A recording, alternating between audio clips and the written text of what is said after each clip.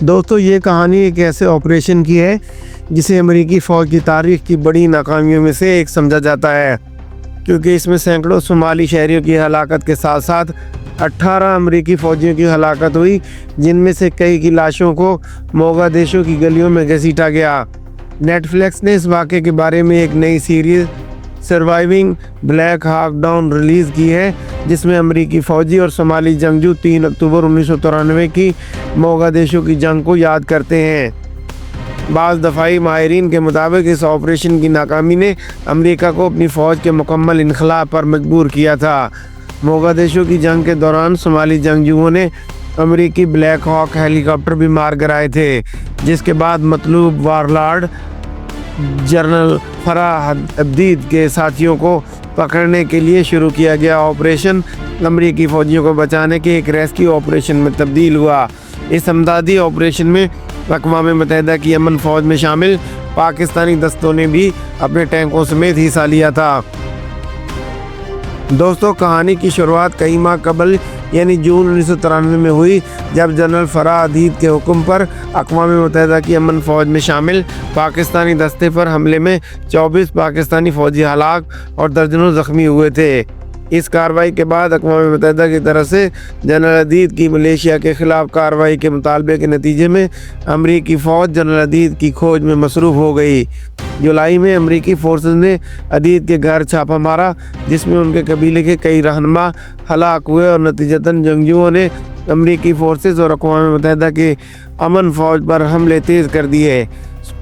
صورتحال اس قدر خراب ہو چکی تھی کہ امریکی صدر بل کلنٹن نے عبدید کو پکڑنے کے لیے ٹاسک فورس رینجرز کو صومالیہ بھیجا۔ دوستو امریکی فوجی صومالی ملیشیا کے نرغے میں بری طرح پھنس چکے تھے۔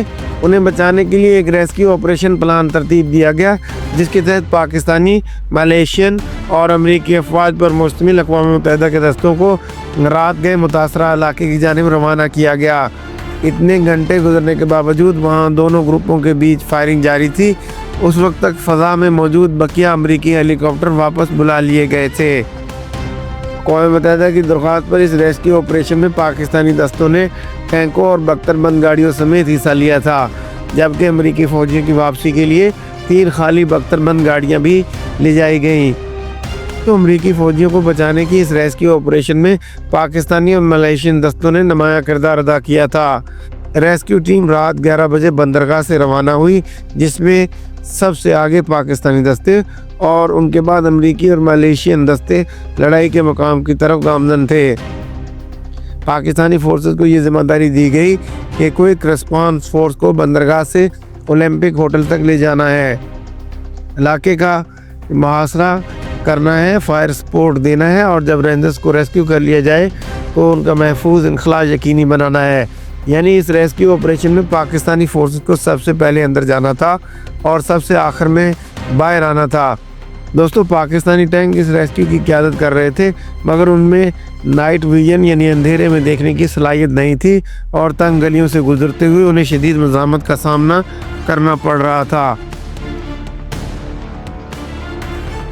اس تاریکی کے باوجود ریسکیو ٹیم دونوں ہیلی کاپٹروں کے ملبے تک پہنچنے میں کامیاب رہی، اور پلان کے مطابق شدید فائرنگ کے تبادلے کے دوران آہستہ آہستہ پھنسے ہوئے امریکی فوجیوں کو بازیاب کیا جانے لگا، جبکہ کوئک ریسپانس ٹیم کا ایک گروپ ملیشیا پر جوابی فائرنگ کر رہا تھا۔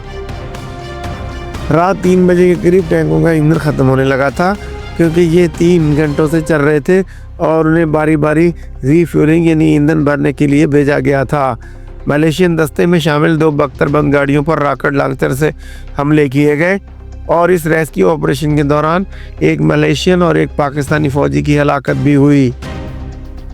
مارک باؤڈن کی کتاب بلیک ہاک ڈاؤن کے مطابق اس بڑی ریسکیو فورس میں امریکی فوجیوں سمیت امن فوج کے سینکڑوں اہلکاروں کے ساتھ ساتھ 4 پاکستانی ٹینک اور 28 ملیشین آرمرڈ وہیکلز شامل تھیں۔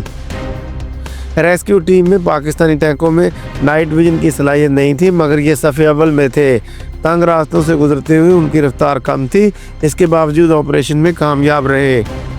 دوستو مارک باؤڈن کی کتاب بلیک ہاک ڈاؤن کے مطابق موگادیشو کا فٹ بال اسٹیڈیم، جہاں پاکستانی ہیڈ کوارٹر قائم تھا، کا گراؤنڈ ریسکیو کیے گئے زخمی فوجیوں سے بھر چکا تھا اور ان کے جسموں پر سنگین چوٹیں تھیں، جس کی وجہ سے کئی زخمیوں کے کپڑے پھاڑ کر زخموں کا علاج کیا جا رہا تھا۔